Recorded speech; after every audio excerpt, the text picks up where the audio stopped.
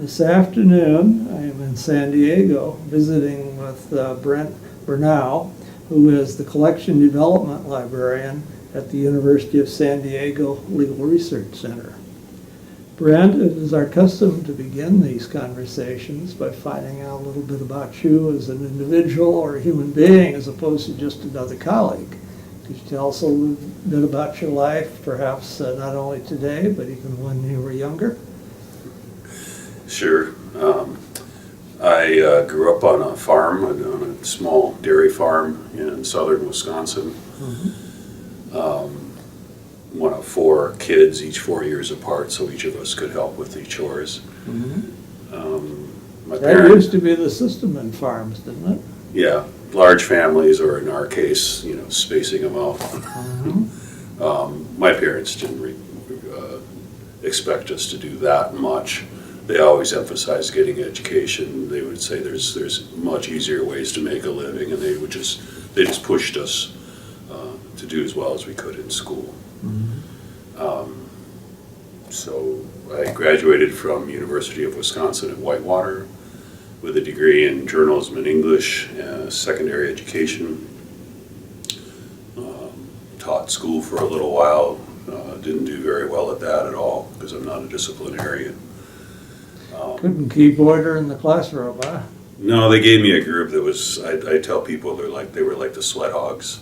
I don't know if you're familiar with that from Welcome Back, Kotter. It's an old TV show. Yeah, I know the show. Yeah, it was just crazy. I was operating on some intellectual plane to go eventually get a doctorate in literature, and here I was with kids that needed to be disciplined, and I don't know how to discipline people. I'm not any good at it. I would have loved you as a teacher. Yeah, you would. You want to know between that and law school? Or? Well, anything you want to say. This is your show, Brent, so you say as little or as much. Is that pretty much it? Well, I mean, I had a variety of jobs. One was I was a sports reporter, sports editor for... Yeah, you said you had a journalism background. Right. I was wondering if you had ever worked in the media, shall we say. Yeah, well, it was a tiny little town, just a couple thousand people in central Wisconsin, where I wrote basically covering high school sports because that's all that was going on. Was it for sports. A newspaper? Or a weekly newspaper. Okay. It was really fun. I made next to nothing. I had to work in a grocery store. The day the newspaper came out, we didn't have anything to do, so I worked in a grocery store one day. Probably didn't make a hell of a lot there either. They're not princely fares. I think it was $110 a week, if I remember correctly. That was and somehow you survived on it, huh? Well, that was, 40 years ago now.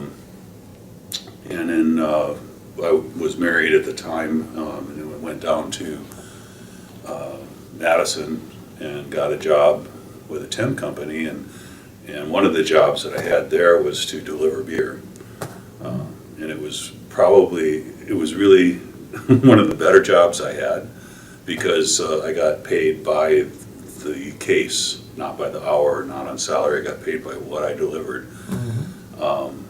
And so I was able to figure out, it was kind of like, complex problem solving because you got all these different rules for when you can get into a place, what time of day, what streets are closed, when you can park here or there.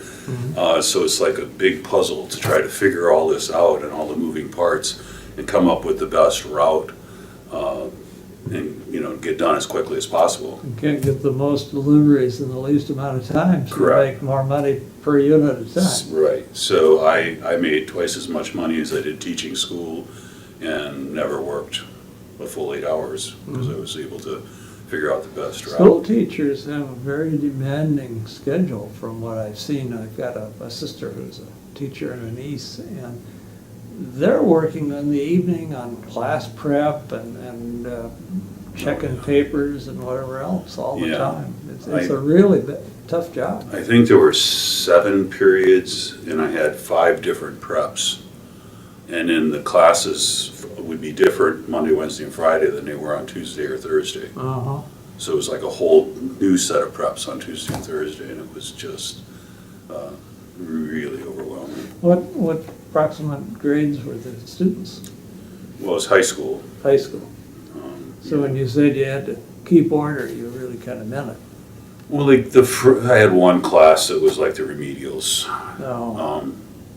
They didn't know why they were in school. They just had to be there until they were 16 and they could drop out. And I suppose if the truth be told, the teachers didn't know why they were there either, except the law required they had to it. stay there, you know. Yeah. And then I ended up separating and life was kind of goofy. So I thought now is the time to go back to grad school for that doctorate in English. But unfortunately, there weren't any jobs. I mean, it's like a library director. The college professors stay on forever and ever and ever. You've And noticed. nobody was getting close to retiring, you know. So I decided on law because I thought it would be marketable. And my idea was to get a degree, get the JD, and then do with the journalism degree that I had had from my undergrad days, get a job doing legal analysis on newspapers, so writing stories explaining, you know, some legal point of view. A lot of the correspondents on television news now, especially on some of the cable stations, have law backgrounds. I Yeah, know. yeah, I've seen some. Back then it wasn't as common. Unusual. Yeah. Yeah. But then when I got to law school, financial aid gave me work study and assigned me to work in the law library. Mhm. And that's when I found out the profession exists. And I thought, well, this isn't a bad job. You know, people were just very grateful for any help you give them, and they think you're a wizard for, you know, things that really aren't that difficult. Yes, but if they haven't ever encountered it, they seem like that. Yeah. And then, you know, the director, I talked to the director about it. His name was Joe Siselski. Okay. I don't know if you would I have known don't him. know but him, no. This is back in the early 80s. Yeah. And he told me about it, told me about the scholarship that AALL offered if you've got a JD and you want to get a library degree. He encouraged me to just follow my interests with law because librarianship was something you could come back to. Mhm. So I did, and I did things like I had an internship for the Environmental Defense Fund in Boulder, and I went to school as a visiting student at DU because I was trying to decide whether I wanted to live in California or Colorado. You know, and one funny thing is, well, you know, student assistants, you get, your task is to file loose leaves, or it used to be back then. Back when they had them. Right, yes. and I remember doing a lot of that. Right, and I always did the BNA tax portfolios with the little comb because nobody else would do them. Yeah. They didn't like them. And when I got that internship, I was gone for a summer and a fall, so 6 to 8 months. When I came back, nobody had filed those things for the entire time I was gone. So I certainly had job security.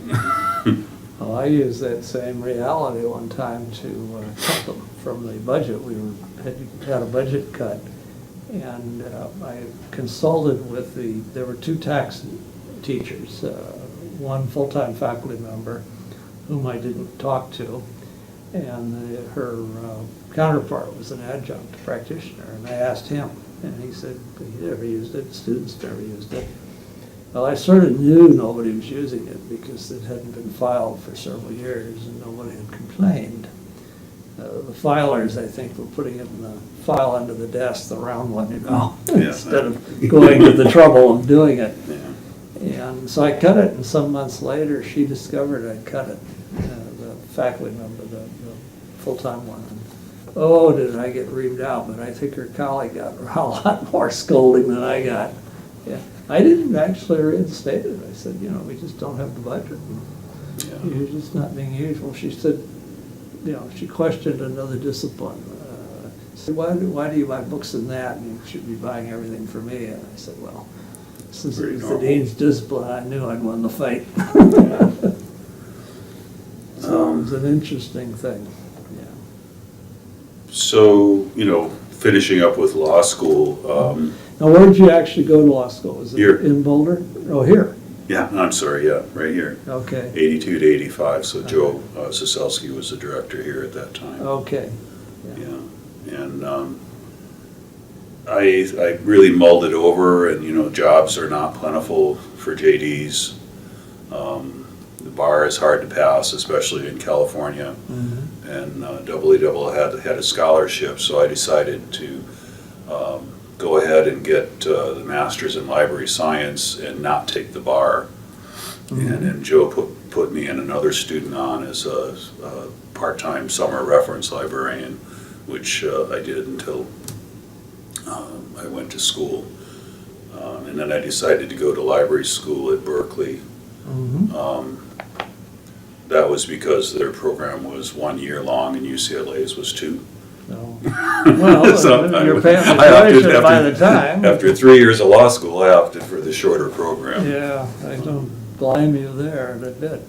And it was really a great experience up there because, Bob Baring was in charge of the library school. I don't think they went through a lot of changes, and I can't remember the chronology. At one point, he was in charge of the library school program, but I don't know if he was then. Yeah, he was dean of the library was- school for right. a while too. Right. Yeah. But anyway, I worked, they gave me a job in the law library, so obviously he was there, and I enjoyed learning from him. And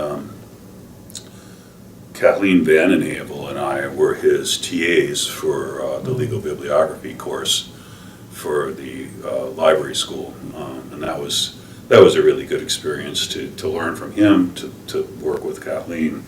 And that's what really drew it all together, because legal research never really made any sense to me all through law school, but Bob just had a way of bringing it all together, and then it made perfect sense, and I understood the pattern instead of trying to remember all these things, the patterns. Video that he had Oh, yeah, out? yeah. We've Commando legal We've research? got some behind the curtain here. Yeah, those were good.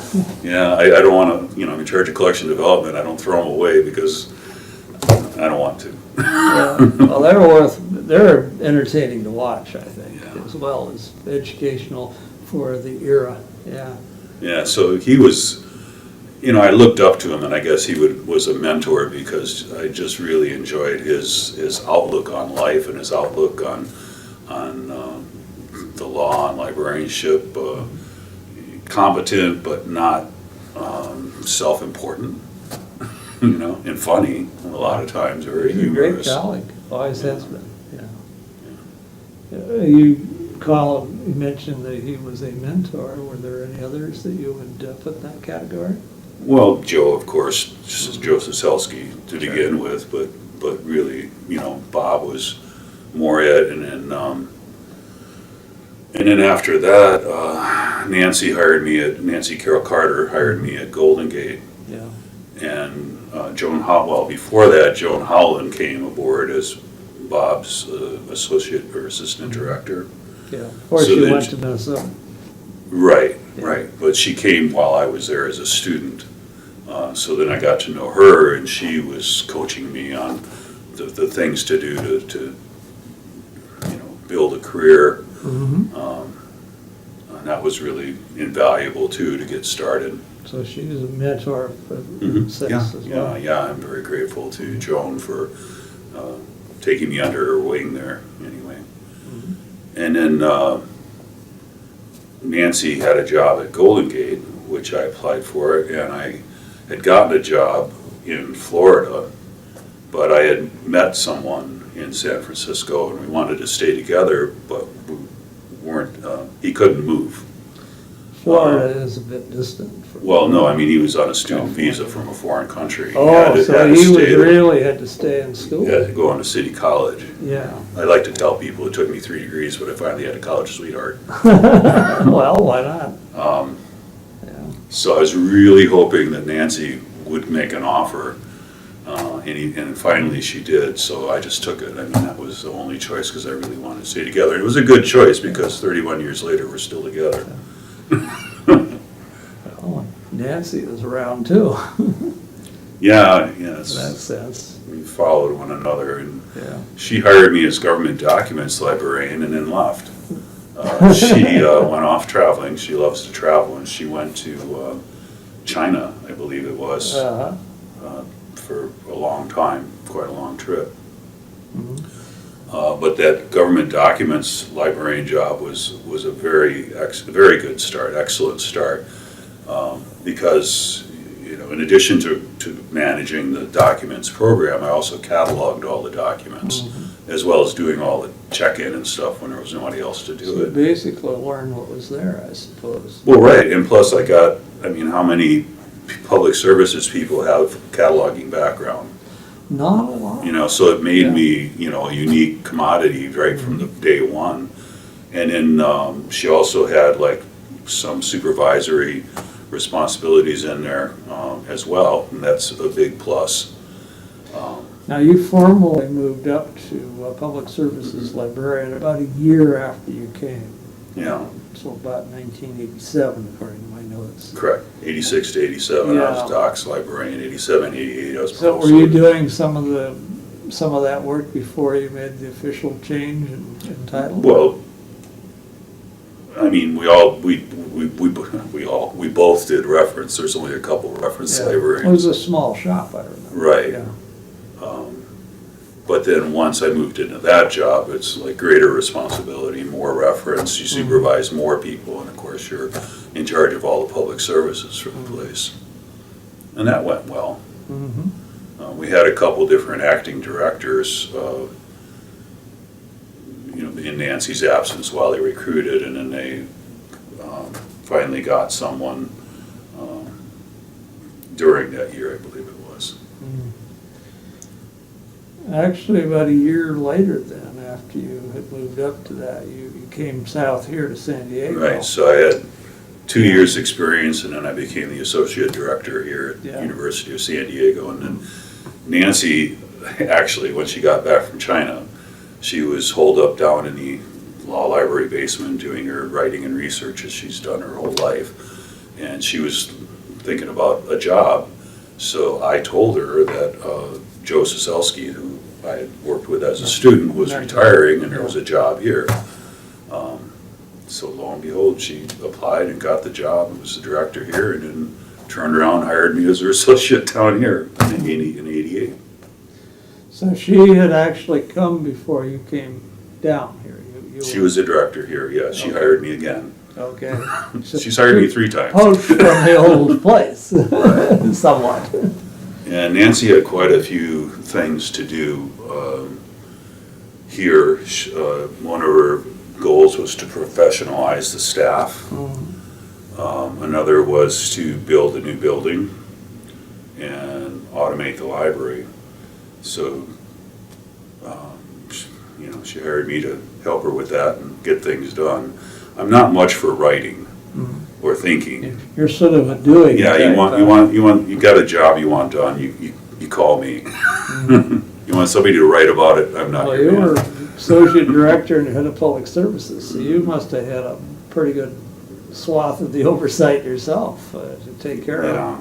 Yeah, Keep all the cats in line and that sort of thing. yeah, and we reorganized the staff, created other positions which are still here, like heads of reference and head of circulation, where before it was just everybody doing those jobs reporting to me. And then for building the remodeling, we built the part on the back there when you The walk. second part of this building. Right, when you walk past the fireplace, Yeah. that's all a new building.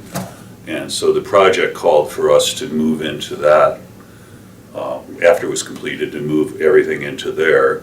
And then this one part was renovated and then to spread back out. And part of moving over there was we had to decide what to put in storage because we didn't have the same amount of space.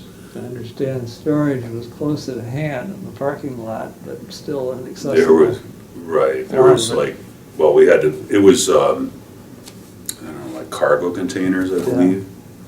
It wasn't anything you could exactly page the materials from, Yes, yeah. so they were so close, but yet so far. So- And our provost at the time decided we didn't need a moving company, and she would make this a project of the NROTC. Oh. And so this was the Sister students were Fury. gonna move the books back and forth? This is Sister Fury. I enjoyed calling her the Iron Maiden. Uh, I used to see her on Stairmaster at our gym, and I have not seen nuns on Stairmaster other than Sister Fury. She was quite interesting person. But yeah, she decided that the NROTC would do this as a public service or community service project. Well, part And of it was her my role job is to work with them. is to save money. Imagine that was very much part of that decision, Probably, yeah. yeah. So it was interesting because they had a chain of command and I wasn't in it. Mhm. So to get anything done, you had to go like that, and I know that just got silly, so eventually they just started listening to me, which is, worked out fine. I would think it would be sort of interesting to try and move a library in a military structure. And you have to find out who the Twice. person in charge is. And work through the chain of command must have driven you absolutely up the wall. It is what it is. You've got a situation, you make it the best of it, and you make it work. Well, you were in that role, not moving the library the whole time. Oh, no, then we The rest of the automated. role, and you automated at that Then point. we had to automate, yeah.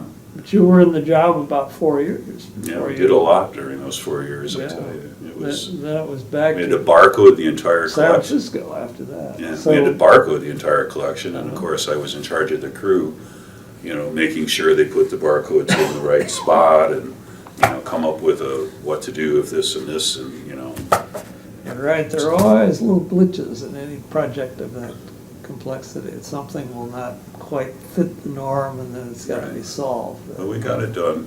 Mhm. Yeah, so then the directorship opened up back at Golden Gate, and by the way, every place I've worked twice. That must bode well, at least I don't you're know, invited they're always back. foolish enough to rehire Brent. I Some don't know what of it us is. haven't ever been invited back. Yes, well, I got invited back there, and that was as the director of Golden Gate. Uh-huh. That was what? 92, and you were in 97. that job until about 97, according to my notes. Tell us And then about. we had to automate there too. I mean, that So, was, what that- did you that do? time in You've history. now been down here doing all this fancy stuff with automation and moving and so on. So you did automate Golden Gate during Yeah, that period. yeah, Same system? Yeah, Was it innovative. Innovative, yeah. yeah. We had to, got the general, same as here, we had to get the general library to go along with it and have one system for the. Now, Golden Gate, from my memory, at one time back a long ways, was basically two schools, the School of Business and School of Law. Was it a broader focused institution, or am I thinking? No, they had more programs than those Yeah. two, but those were the two ones that everyone knew them Oh, for. that were the big ones on campus?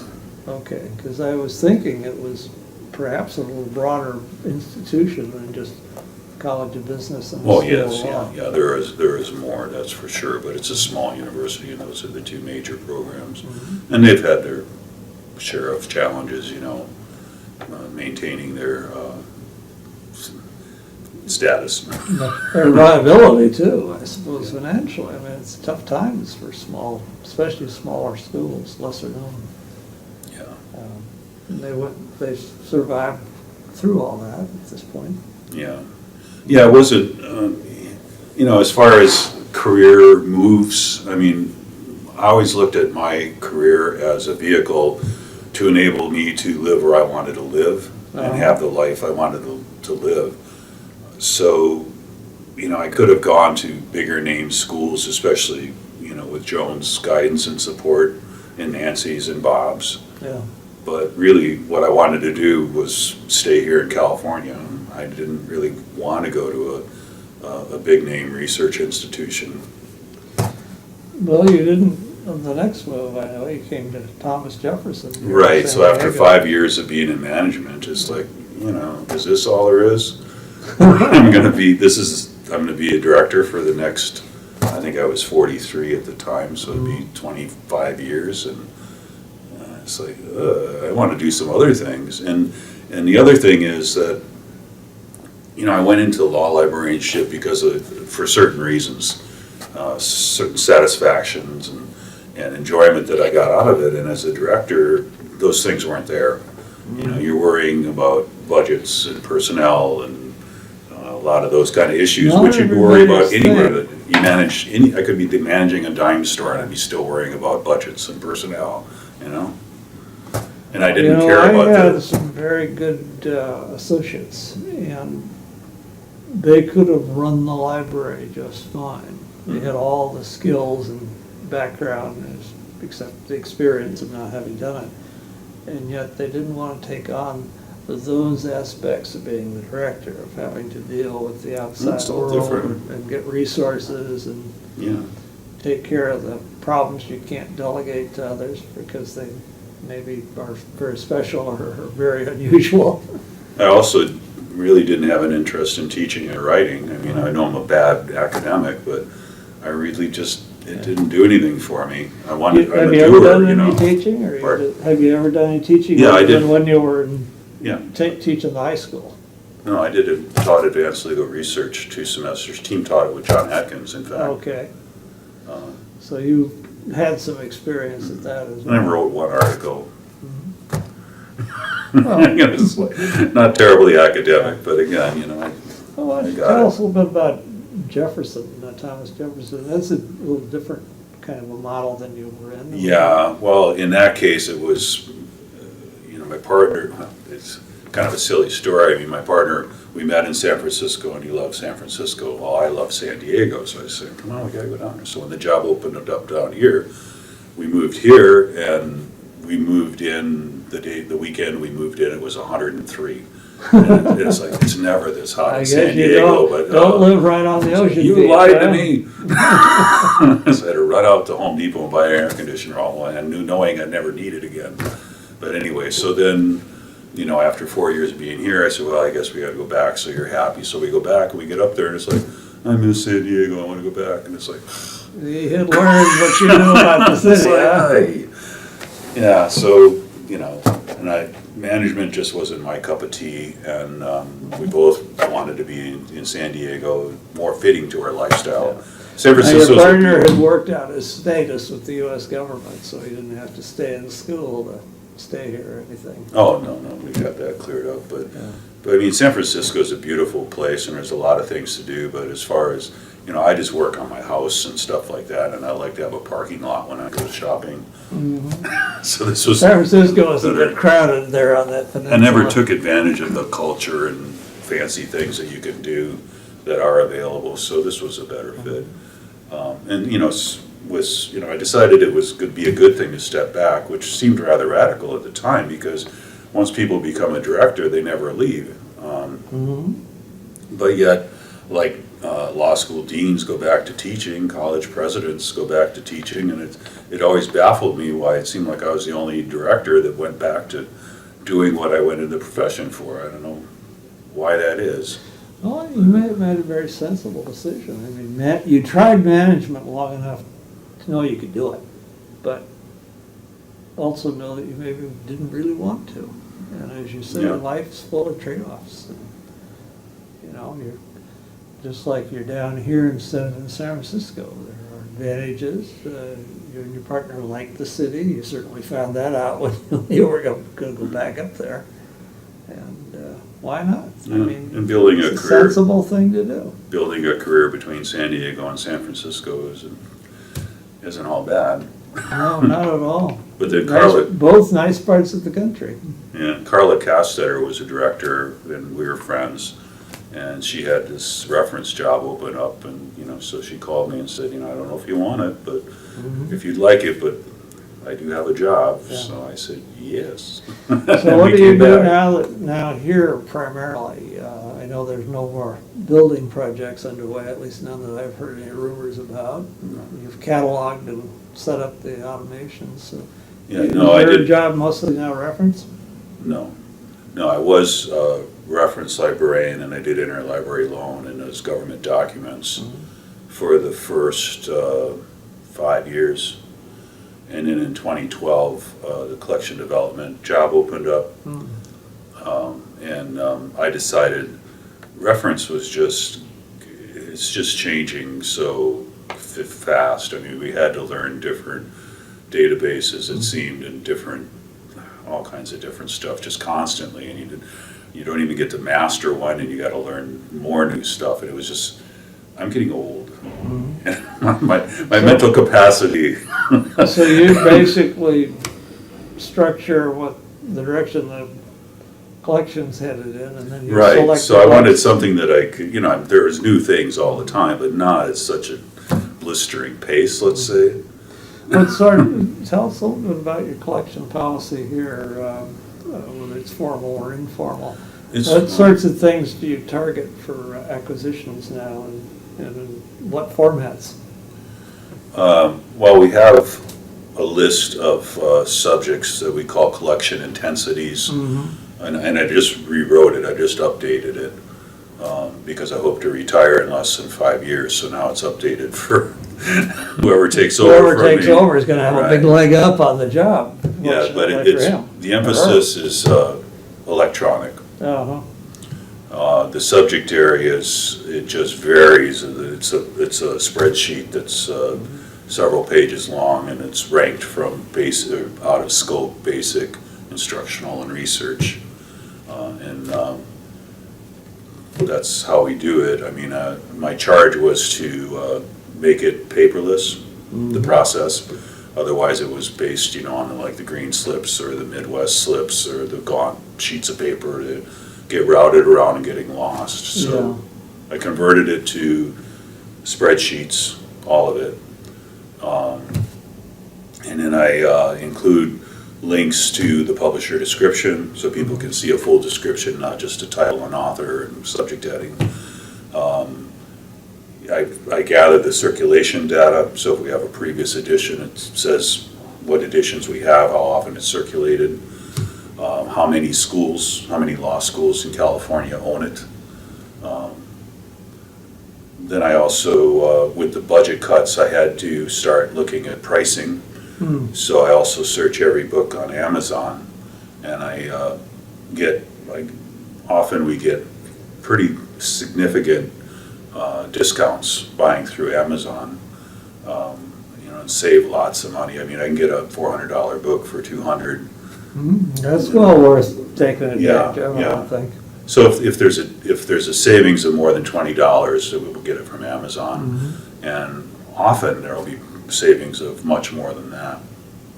I suppose when Amazon sells something, it isn't as expensive for them to handle it, and they're probably not paying commissions to anybody. And I don't know where they're getting it from, how much they're paying the publisher either. Yeah, well, whatever it is, I know I buy a lot of personal books that way, and I always like the service.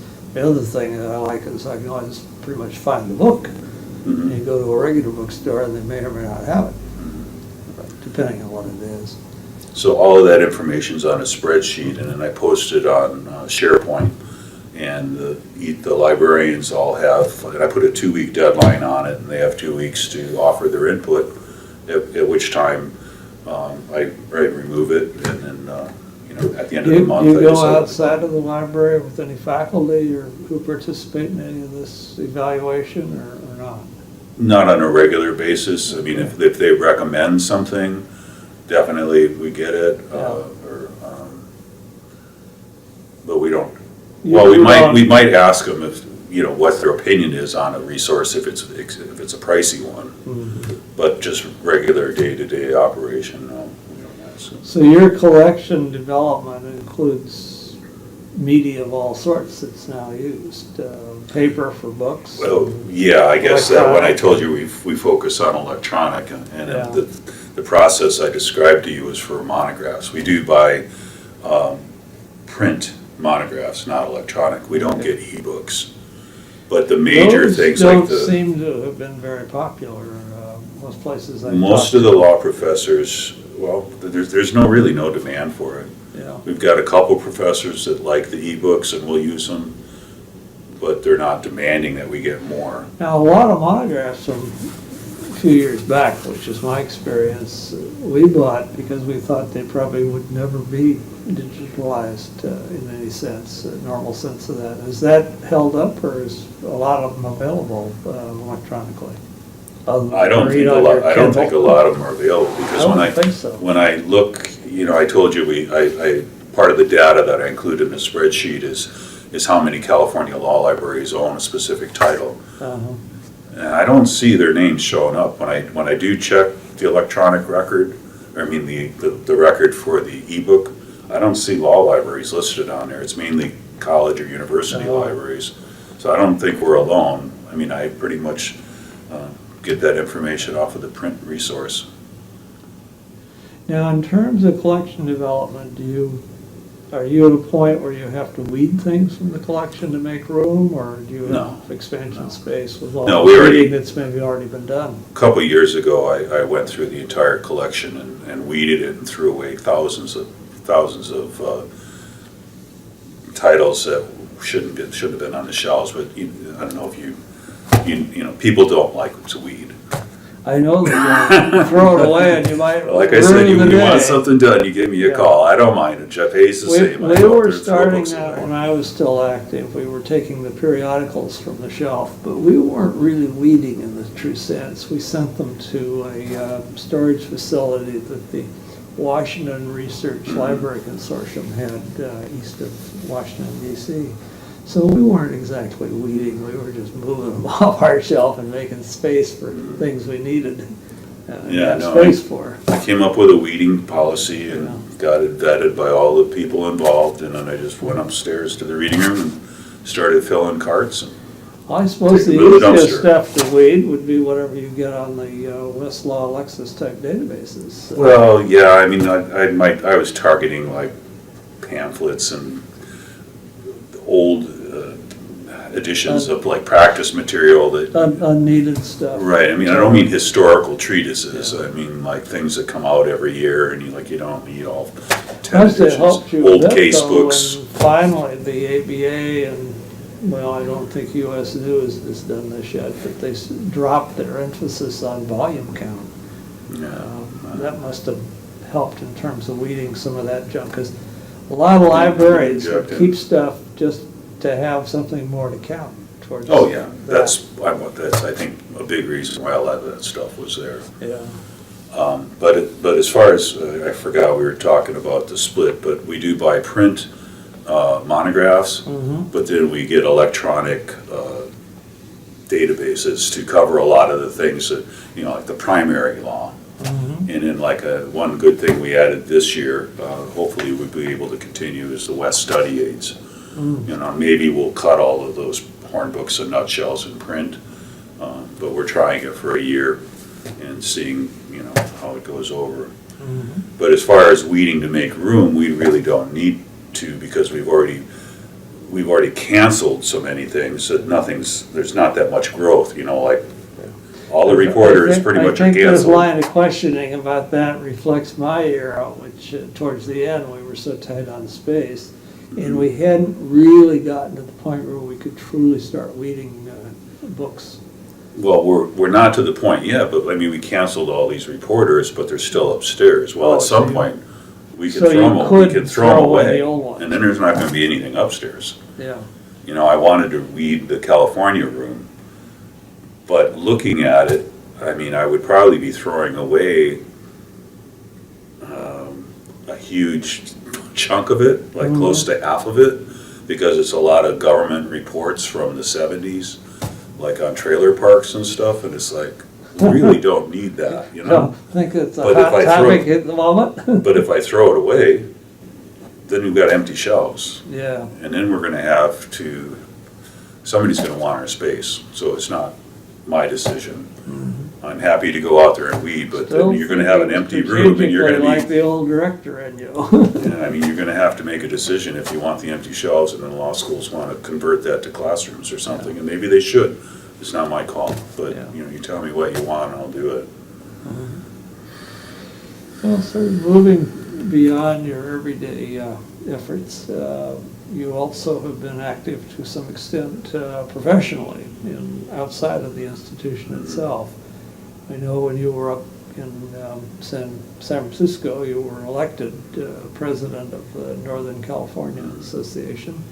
I think you had to step down because you were were about to move down here. Right, I was vice president, President-elect, president-elect, so yeah. I did my year as vice president, put on the institute, and then I moved down here to take the job. So you did the really tough part of the vice Yeah, president. Sure, you yeah. put on the big program. Linda Weir became president, she Uh-huh. was elected, and I was apologizing for, having to fill it, and she said, oh, no problem, you did the hard part, it's fine with me. She skipped the preliminary. Right.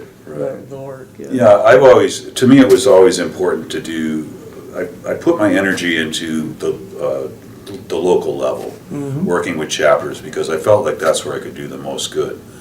So, like I was treasurer of SCAL when I was down here in the associate's job. Yeah. And then when I went up to San Francisco and, I worked on committees, I was editor of the newsletter for SCAL and NoCal, both actually at one point, and chairing different committees. And then up there, I became vice president, but then had to leave and then came back down here. And that would have been, I guess, when I was at Thomas Jefferson, if I have my chronology right, and that's when we formed Sandow. So then I was the first president of. So he was the founding president of the San Diego chapter. Of the AALL chapter. I mean, there was all. It's when it became a chapter that you were. There was an informal group here for many, many years that they got together and had educational programs that we, made it the official AALL chapter. And then I was that was a decision that was not so simple to make either. I mean. No, because a lot of people wanted not or didn't want to have an official chapter. There's a lot more that goes with that than an informal group that gets together, now and then. But we took votes and had discussions, and the majority wanted to move ahead, so we moved ahead. And then I was president again. Second time, small chapter. Well, somebody who says yes when he maybe, well, why not? There's been a tradition to every 5 or 6 years to have what's called a joint institute with all 3 California chapters.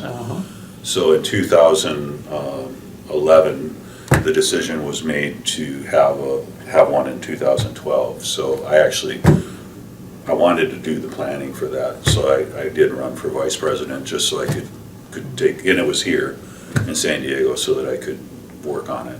An experienced organizer of continuing conferences for us. Event planning, big time. I saw that on one of your other interviews where the person was talking about the skills you use as a law librarian. That's so true. Event or.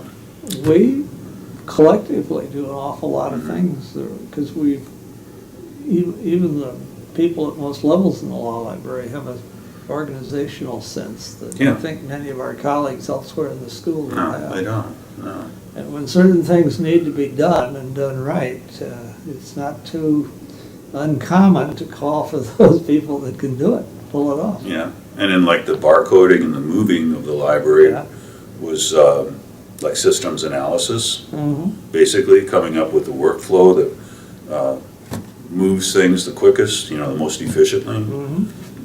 Where you just, if you put on your resume that you're a librarian, they go, oh, you read a lot of books, but no. I do event planning, systems analysis, data analysis, competitive intelligence, a lot of different things. It's just more than reading books. I'm looking at my notes. A few minutes ago you mentioned you were not into a great amount of writing and so on, but you had done some. And I remember early on, back actually in '89, thereabouts, you wrote an article for the Law Library Journal about the Westlaw trial program of the era. Back when law librarians did all the teaching. So that emerged from some of your teaching at that time, or?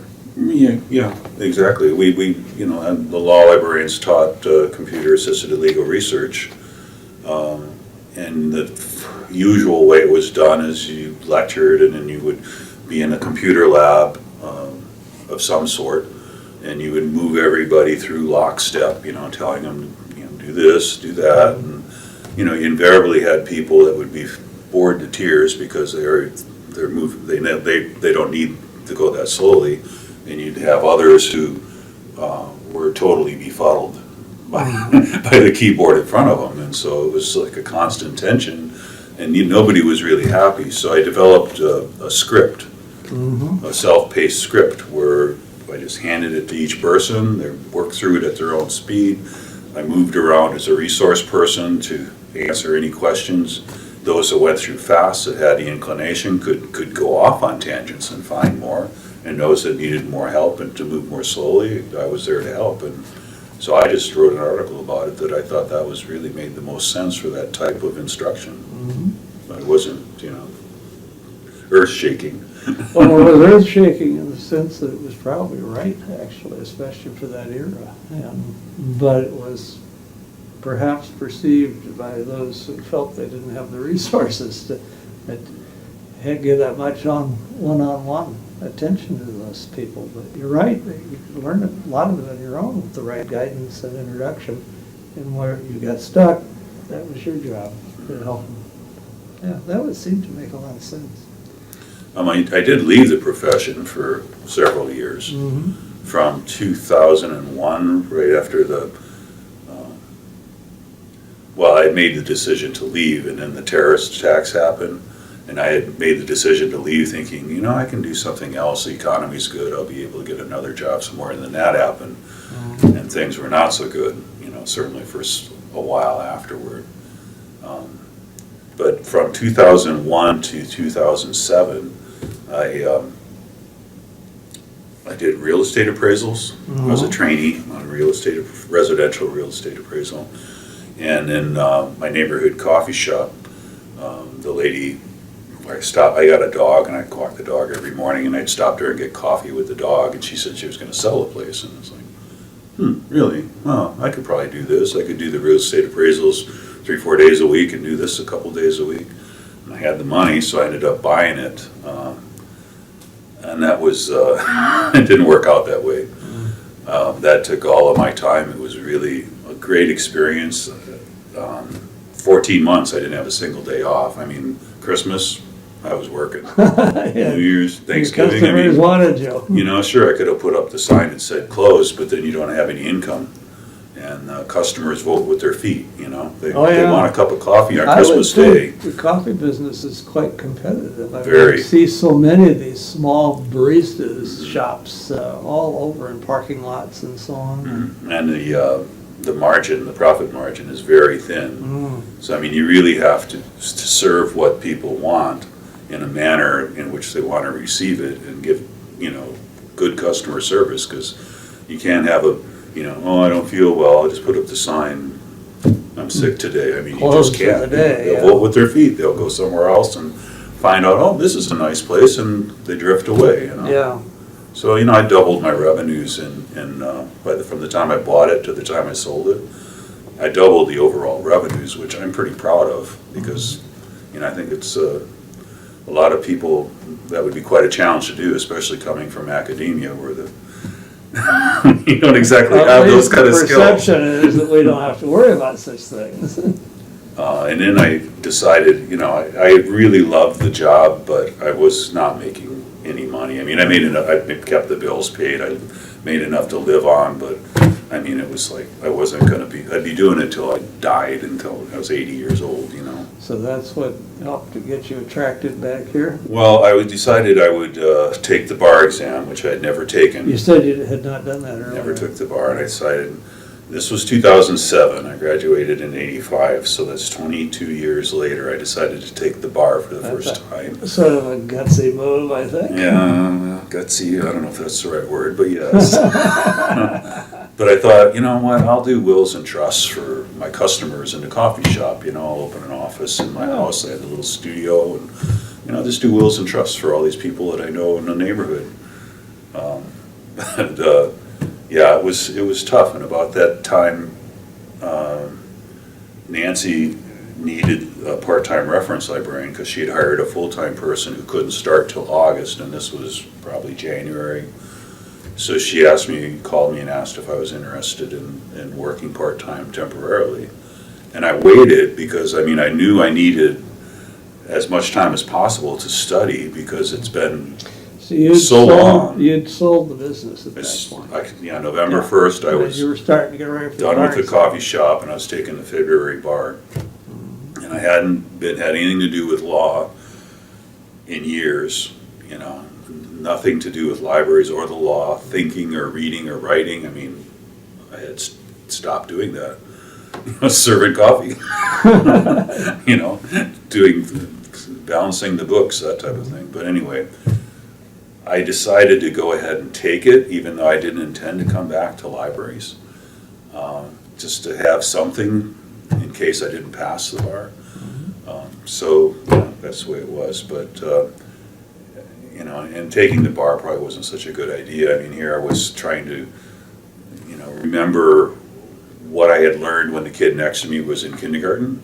Yeah, it was a lot harder. Even when we first got out of law school, it was not an easy thing to take, and we probably knew more law about a broader range of topics than you ever remember after that. And then even though I was only working 4 hours a day, I mean, with getting ready and driving, and half the day's gone. Then you got half the day for the night class, or half the evening for the night class, so you got the afternoon to study. Well, that's just not enough time. But I don't know if it would have made any difference anyway, so yeah, I didn't pass. But so now you do collection development. And in that time, another job opened up, which then I interviewed for and actually got the job, which was the reference. Sounds position. like you're her go-to person to hire. Well, why not?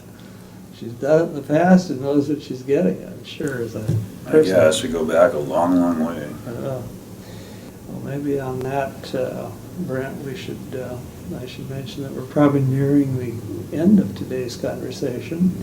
But it's the custom before we do to ask if there's anything that we've not talked about that you would like to bring up or mention at this point. No, I managed to get my coffee shop in. Got your coffee shop in. I didn't have that in my notes. I know, that wasn't on your notes. I gotta tell so people. I learned something. Yeah, everybody wants to own a coffee shop. They just go in there and they get their coffee and they think it's gonna be such a wonderful, pleasant experience. So I gotta tell people. Well, you see so many of them around, at least up where I am, where the weather is sort of conducive to drinking a lot of coffee, I understand. They're still here too. But they, and I still have people. I don't know how they make enough money to keep that many of them, but I guess they do. I think if I would have franchised, I could have made a decent amount of money, but then that's like being the director of the library. Then you're not out there doing it because you're managing several shops instead of one shop where you know the people and you're serving them and you're developing relationships. I mean, it's certainly okay, but it's a different model. It's a whole different kind of job, is exactly right. Yeah, so you're serving coffee, but you're doing it a very different way if you're holding all those folks and places together. I still have people in the neighborhood that'll come up to me and say, "Are you gonna buy that place back? It's not the same anymore." I tell them, "No, I've already done my community service." Well, maybe on that basis, Brent, I should thank you for taking your time, not only to talk to me today on camera, but I want to acknowledge that you were helpful in getting this whole trip down here kind of organized and helping me figure out who I could talk to at what time and where. And it's not that I'm doing a lot of them on this trip, but that's what I do. I'm happy to help people. well, I've discovered that immensely today, an organizational guy, but I want to acknowledge that. And thanking you also, I'm thanking, of course, not only on my own behalf, I've had the pleasure of coming here and doing it, but on behalf of Michelle Wu, Frank Hodak, and Dick Spinelli, with whom I have the honor of working to put together this oral history of law librarianship, where we tell our individual stories and collectively, hopefully, our collective story as well. And it's part of Pine Online's Spinelli Law Library Reference Show. Thank you. You're welcome. My pleasure.